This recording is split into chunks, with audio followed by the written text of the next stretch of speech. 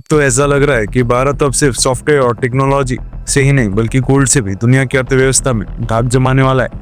भारत ने अपने सोने के भंडार को अब तक के सबसे ऊंचे स्तर पर पहुंचा दिया है और इसने न सिर्फ डॉलर को झटका दिया है बल्कि भारतीय अर्थव्यवस्था को भी बूस्ट किया है। हाँ, ये बात जरूर सही है कि भारत की इकोनॉमी कुछ दिनों से धीरे धीरे सिकुड़ रही है, लेकिन अब भारत की आरबीआई सोने के भंडार को बढ़ाने पर ध्यान दे रही है और भारत का एक्सपोर्ट सेक्टर भी कुछ ऐसे कदम आगे बढ़ा रहा है जिससे आपको हमारी बातों पर यकीन हो या ना हो, लेकिन आप खबर में खुद देख लीजिए कि वर्ल्ड बैंक ने खुद कह दिया है कि भारत की इकोनॉमी अब बढ़ेगी और विदेशी इन्वेस्टर के लिए भारत से बढ़िया प्लेस कोई नहीं हो सकता है। लेकिन कुछ ऐसी चुनौतियां हैं जिनका सामना भारत को करना पड़ सकता है, क्योंकि भारत अकेले ही ऐसा नहीं है जो कि गोल्ड रिजर्व को तेजी से बढ़ा रहा है, बल्कि गोल्ड को समेटने के लिए दुनिया भर के सभी देश पागल हो चुके हैं। पूरी अपडेट क्या है इस वीडियो में समझते हैं, लेकिन आगे बढ़ने से पहले इस वीडियो को एक लाइक करके चैनल को सब्सक्राइब जरूर कर लीजिए, क्योंकि ये आपके लिए तो 1 सेकंड का काम है, लेकिन इससे हमारी काफी बड़ी मदद होती है। असल में देखा जाए तो भारत को गोल्ड भंडार अपने सबसे ऊंचाई वाले रिकॉर्ड लेवल पर पहुंच गया है, जो कि डॉलर की नींद उड़ा रहा है। लेकिन सवाल खड़ा होता है कि जब भारतीय रुपए डॉलर के सामने लगातार कमजोर होता जा रहा है तो इससे भारतीय अर्थव्यवस्था को क्या फायदे हो सकते हैं। ये सबसे पहले जानते हैं भारत के सोने का भंडार कहां पहुंचा है। दरअसल अब तक आपने डॉलर को ग्लोबल करेंसी के तौर पर देखा होगा, लेकिन भारत धीरे धीरे डॉलर पर अपनी निर्भरता को कम करने में लगा हुआ है। अब भारत का गोल्ड रिजर्व 71 बिलियन डॉलर के पार पहुंच चुका है, जो अपने आप में एक ऐतिहासिक उपलब्धि है। ये आंकड़ा इतना बड़ा है कि इससे नेपाल, भूटान, श्रीलंका और म्यांमार जैसे कई देशों की पूरी अर्थव्यवस्था खरीदी जा सकती है। यही नहीं बल्कि दुनिया में ऐसे 100 से अधिक देश हैं जिनकी पूरी जीडीपी भारत की गोल्ड से कम है। अब आप पूछेंगे कि भारत ने डॉलर को कैसे हिलाया। उसके लिए आपको बता दें कि भारत ने हमेशा अपनी फॉरेक्स रिजर्व यानी कि विदेशी मुद्रा भंडार में डॉलर, यूरो, युआन और अन्य करेंसी को शामिल किया ताकि ग्लोबल ट्रेड में कोई दिक्कत ना हो। लेकिन भारत अब डॉलर के मुकाबले सोने को प्रायोरिटी दे रहा है, जहां इसका असर ये होगा कि अमेरिका और यूरोप अगर किसी राजनीतिक वजह से भारत के डॉलर फ्रीज करने की कोशिश करें तो भारत के पास गोल्ड रहेगा जिसे कोई भी ब्लॉक नहीं कर सकता है। और दूसरी सबसे बड़ी बात यह है कि इतिहास इस बात का गवाह है कि जब भी वैश्विक उथल पुथल मची है उस समय अगर किसी भी चीज की सबसे ज्यादा कीमत बढ़ती है तो वो है सोना, और आज वही हो रहा है।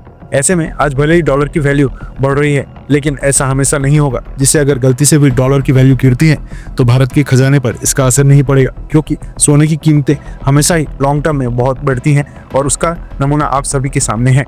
और कमाल की बात यह है कि भारत के सोने का भंडार बढ़ने से भारतीय रुपए की ताकत भी बढ़ेगी, क्योंकि ये दिखाएगा कि भारत की अर्थव्यवस्था मजबूत है।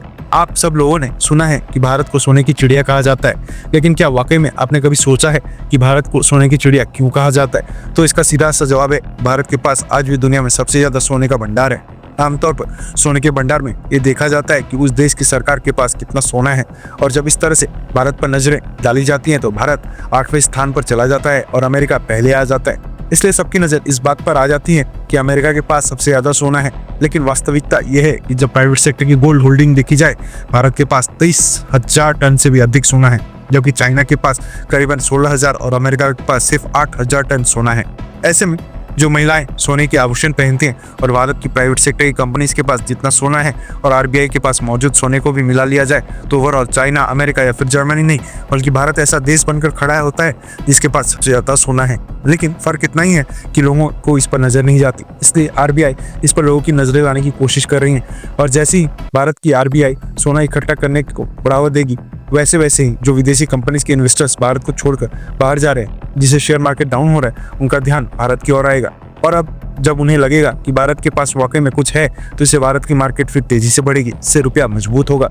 और यही सब कारण है कि वर्ल्ड बैंक ने ये कह दिया है कि भारत की जो इकोनॉमी सिकुड़ रही थी वो फिर से फैलना शुरू हो चुका है और विदेशी इन्वेस्टर्स के बारे में आने की संभावना बढ़ चुकी है। अब सवाल ये है कि क्या जापान और ब्रिटेन या फिर अमेरिका की राह पर ही भारत भी चल पड़ा है?